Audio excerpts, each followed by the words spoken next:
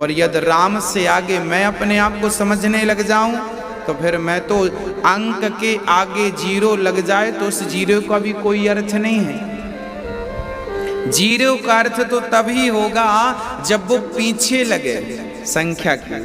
तो हम सभी जीरो हैं और राम संख्या है, अंक है।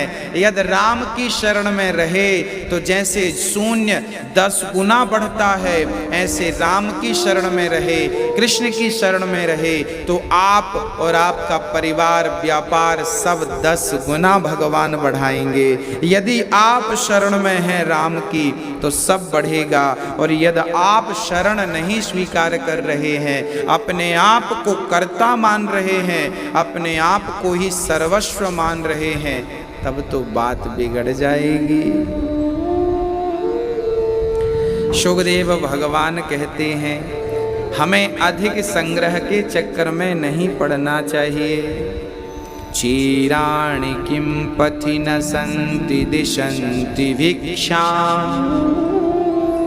नैवाङ्घ्रिपा परिभृतः सरितोऽपि शुष्यन् रुद्धो गुआकिमजितो वतिनोपसन्नान्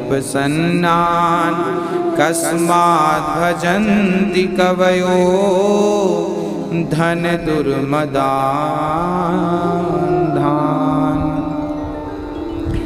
शुकदेव भगवान कह रहे हैं कि पहनने को क्या रास्ते में फटे पुराने वस्त्र नहीं मिल जाते जो वस्त्रों का संग्रह करते हो?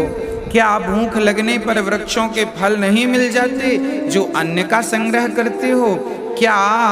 क्या रहने को गुफाएं नहीं मिल जाती जो आलीशान बंगले बनाते हो? इसका तात्पर्य यह है कि जिसने मन भगवान में लगा दिया है उसे अधिक संग्रह करने की आवश्यकता नहीं है। विधाता इतना दीजिए जामे कुटुंब समाए और मैं भी भूखा ना रहूं, कोई साधु ना भूखा जाए। कितनी भी प्रॉपर्टी आप जोड़ के रख लो भक्तों, अंत में एक तिनका आपके संग जाने वाला नहीं। जबरदस्ती लोग मर रहे हैं, परेशान हो रहे हैं, पता नहीं क्यों, किसके लिए, मुझे तो कुछ समझ नहीं आता। शुकदेव भगवान कह रहे हैं जो ब्रह्म तेज की इच्छा रखता हो उसे बृहस्पति की उपासना करनी चाहिए, जिसे लक्ष्मी की इच्छा हो माया देवी की उपासना करे। और जो भगवान की भक्ति चाहता है अकामः सर्व कामो वा मोक्ष कामा उदारधिः तीव्रेण भक्ति योगेन यजेत पुरुषं परम। भगवान कहते हैं कि किसी देवी देवता की उपासना करोगी तो वो जिसका मालिक है वही तुम्हें दे सकेगा, पर भगवान की शरण में गए तो जो तुम्हें चाहिए, जो तुमने सोचा ना होगा, उससे करोड़ों गुना परमात्मा तुम्हें दे करके आनंदित कर देंगे। जब परमात्मा की शरण में हम, एक छोटी सी बात हमें स्मरण हो आई, मैं आपको सुनाना आवश्यक समझ रहा हूँ। प्रिय भक्तों, एक समय की बात है, एक भिखारी एक राजा के पास कुछ मांगने गया। भिखारी था, क्या मांगता? रोटियां मांगता, भोजन मांगता भी तो थोड़ा बहुत मांगता, 1000-2000 रुपए मांग लेता। एक भिखारी राजा के पास गया। उस समय राजा भगवान के मंदिर में बैठे भगवान के सामने हाथ जोड़कर आंख बंद करके कुछ कह रहे थे। वो भिखारी उनके पीछे बैठ गया और जब राजा ध्यान से जागे, समाधि से जागे, तो राजा से भिखारी ने पूछा, राजा साहब आप ये क्या कर रहे थे? तब राजा ने कहा, मैं भगवान से मांग रहा था। भिखारी ने कहा, भिखारी तो मैं हूं, मांगना तो मैं जानता हूं, आप तो राजा हैं, आप तो देना जानते हैं, आप भी मांगते हैं? तब राजा ने कहा मैं भगवान से मांगकर आप लोगों में बांटता हूँ। तब भिखारी बोला बात समझ में आ गई, हम तुमसे क्यों मांगें, जब तुम भगवान से मांग कर ही हमें देते हो तो हम डायरेक्ट भगवान से ही मांग। दास क्यों नहीं बनाया? आपको आंखों का दान किसने दिया है? उन्होंने ही दिया है। अंधा बना देते तो आप क्या कर लेते हो, शिकायत किससे करते? तो ईश्वर ने आपको नेत्रों का दान दिया है, वो दान दिया जिससे आप सारी दुनिया को देख सक रहे हैं, देख पा रहे हैं। आपको भगवान ने कानों का दान दिया है, आपको भगवान ने ये सुंदर शरीर दान ही तो दिया है। क्या हमारी योग्यता थी मानव का तन पाने की? साधन धाम मोक्ष कर द्वारा, ये मोक्ष का द्वार है। फिरत सदा माया कर प्रेरा, और काल कर्म स्वभाव गुण घेरा। कबहु की नर करुणा कर देही, देत ईश बिनु हेतु स्नेही। न जाने कौन से गुण पर दया निधि रीझ जाते हैं, और यही सदग्रंथ कहते हैं, यही हरि भक्त गाते हैं। हाँ, सुंदर। भगवान सब कुछ देने की सामर्थ्यता रखते हैं, इसलिए कुछ मांगना हो तो जमाने से ना मांगिए, कुछ मांगना हो मेरे बिहारी जी से मांगिए। मैं विश्वास दिलाता हूँ कि यदि सच्ची बात आप सच्चे भाव से भगवान से कुछ मांगेंगे और अच्छी, देखिए मांगना भी दो प्रकार का होता है। एक मांगना अपने लिए, एक मांगना दूसरों के लिए। जब हम दूसरों के लिए मांगते हैं तो भगवान समझते हैं कि ये योग्य है, इसे देना चाहिए। और जब हम अपने ही लिए मांगने लगते हैं, हमारा ही पेट भर दो, बाजू वालों को मत देना, और लोगों को मिलता है ना तो वो गाड़ के रख लेते हैं, देते नहीं हैं। कुछ लोग इतने कंजूस होते हैं कि उनके पैसों में दीमक लग जाती है, चोरी हो जाता है, छापे पड़ जाते हैं, वो व्यर्थ में चला जाए पर वो धर्म पर ना। ऐसे ही आप जब देंगे, दान करेंगे, तो इसका अर्थ ये थोड़ी है कि आप देंगे तो आपका खाली हो जाएगा। अरे जितना गंगा हमें देती है, समुद्र को पानी दे रही है, फिर भी गंगा में पानी की कमी नहीं है। जब देते रहेंगे तो निरंतर बना रहेगा। परमात्मा लक्ष्मी माता उन पर ही दया करती हैं, कृपा करती हैं जो अपने धन का धर्म करते हैं, धन का सदुपयोग करते हैं। तो प्रिय भक्तों, इस प्रकार की हमें श्री सुखदेव भगवान कह रहे हैं, राजन सब में परमात्मा का दर्शन करके परमात्मा की शरण ग्रहण करना चाहिए। तब सुखदेव जी को राजा परीक्षित ने कहा, प्रभु परमात्मा सृष्टि क्यों बनाते हैं, क्यों उत्पन्न करते हैं? तब सुखदेव जी को स्मरण आया कि अभी तो मैंने स्तुति नहीं की। तब स्तुति की, नमः परस्मै पुरुषाय भूयसे सदुद्भवस्थान निरोध लीलया गृहीत शक्ति तृतयाय देहिना मंत्र भवायानुपलक्ष्य वर्तमने।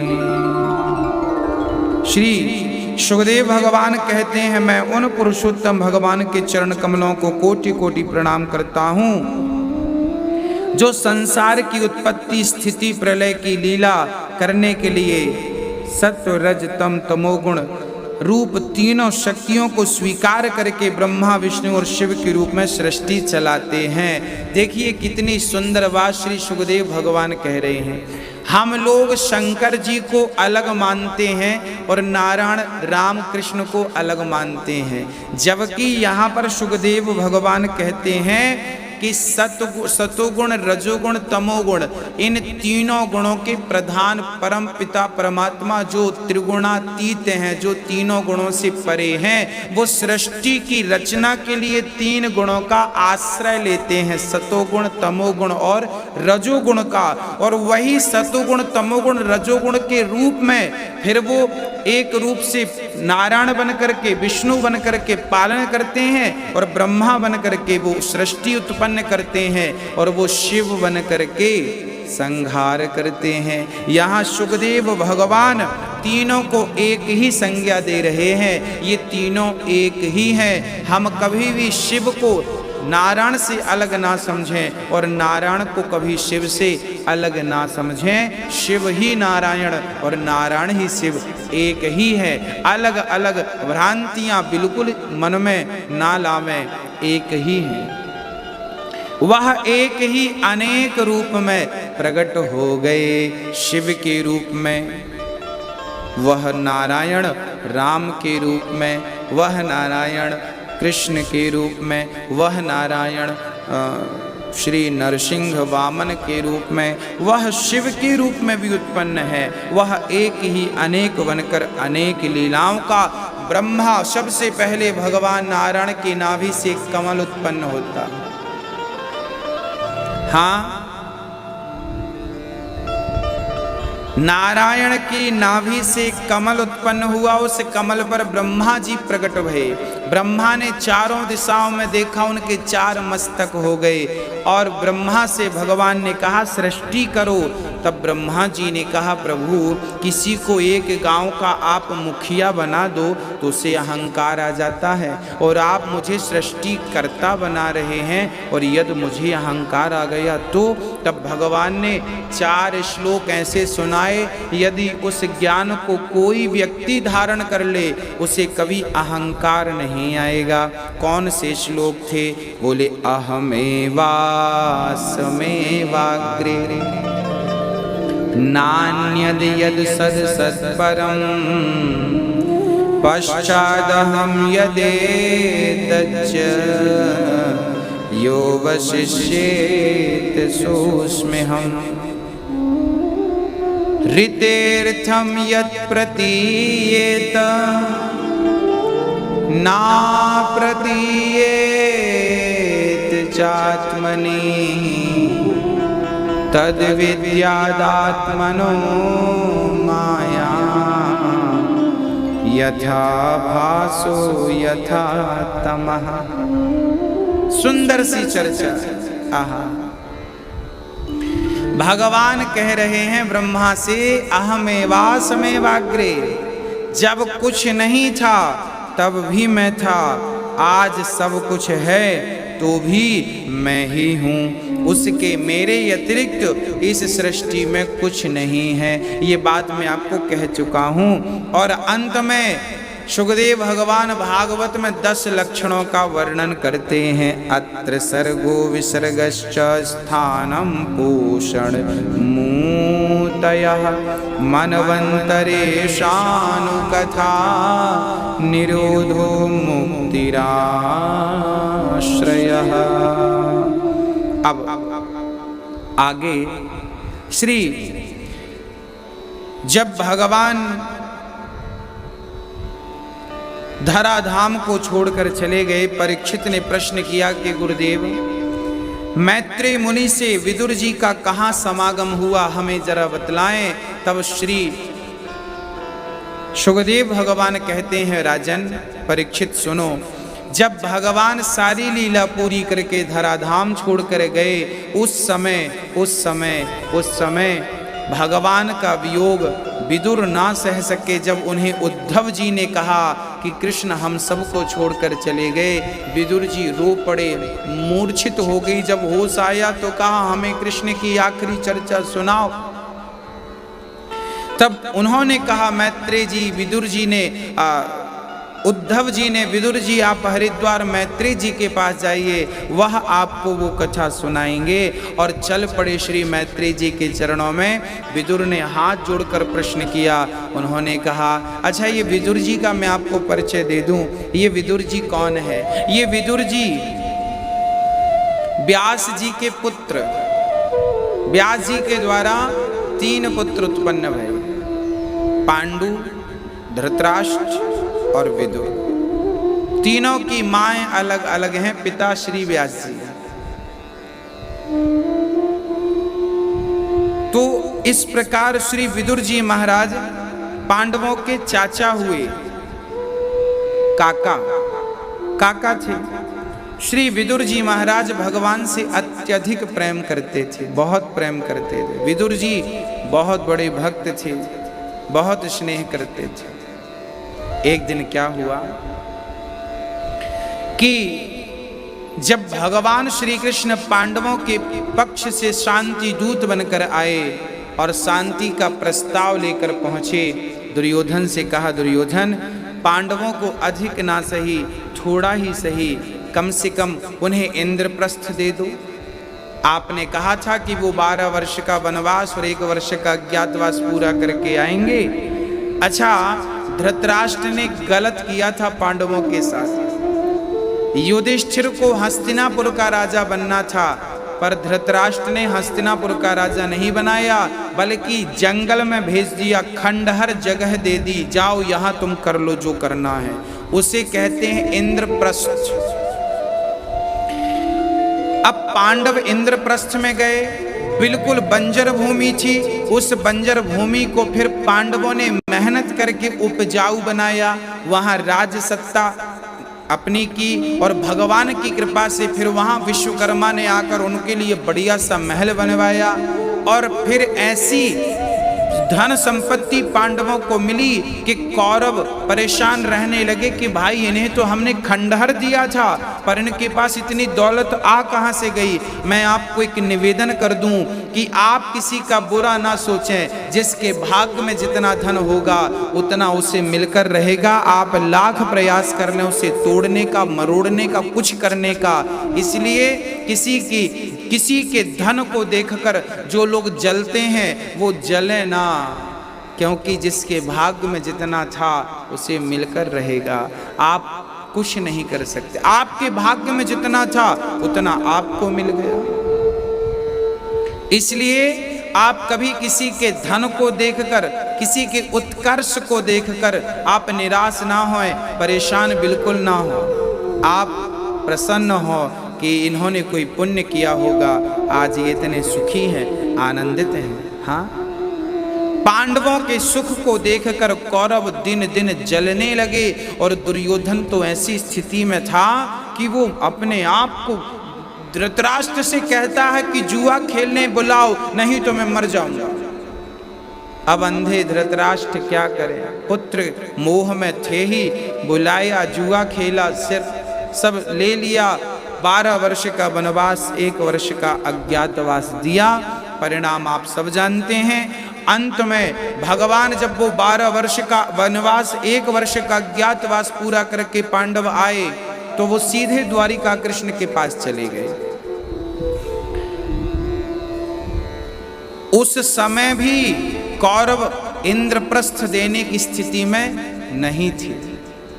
तब भगवान को लगा कि यदि नहीं देंगे तो फिर युद्ध करना पड़ेगा, तो युद्ध ना हो, इसलिए भगवान शांति का प्रस्ताव लेकर कौरवों के पास गए। और दुर्योधन से कृष्ण ने कहा, देखो दुर्योधन, शांति से यदि कोई काम हो तो हमें शांति से निपटा लेना चाहिए। यहाँ पर मैं आपको भी निवेदन करूंगा कि भाई भाई में, पिछली कक्षा में मैंने आपको एक निवेदन किया था कि आपके यदि 2 बेटे हैं तो समय से आप उन 2 बेटों का बंटवारा कर दीजिए।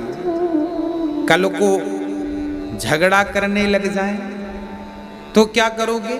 इसलिए आप उनका अधिकार उन्हें दे दीजिए। यदि अधिकार नहीं देंगे, अरे कौरवों ने पांडवों का अधिकार नहीं दिया, इसलिए तो महाभारत हो गया। यदि आपके 2 बेटे हैं तो आप उन्हें बंटवारा बांट दीजिए। कई बार पिता समय पर बंटवारा नहीं करते बच्चों का, इसलिए घरों में महाभारत की स्थिति उत्पन्न हो जाती है। कई बार देखने को ये मिलता है, पिता बच्चों पे पक्षपात करते हैं, कहीं बड़े बेटे को ज्यादा दे दिया, कहीं छोटे बेटे को ज्यादा दे दिया। जिसे ज्यादा मिला वो तो खुश, जिसे कम मिला अब वो आपको दुश्मन मानने लगा। देखो मेरा बाप कैसा है, मेरे साथ गलत कर रहा है।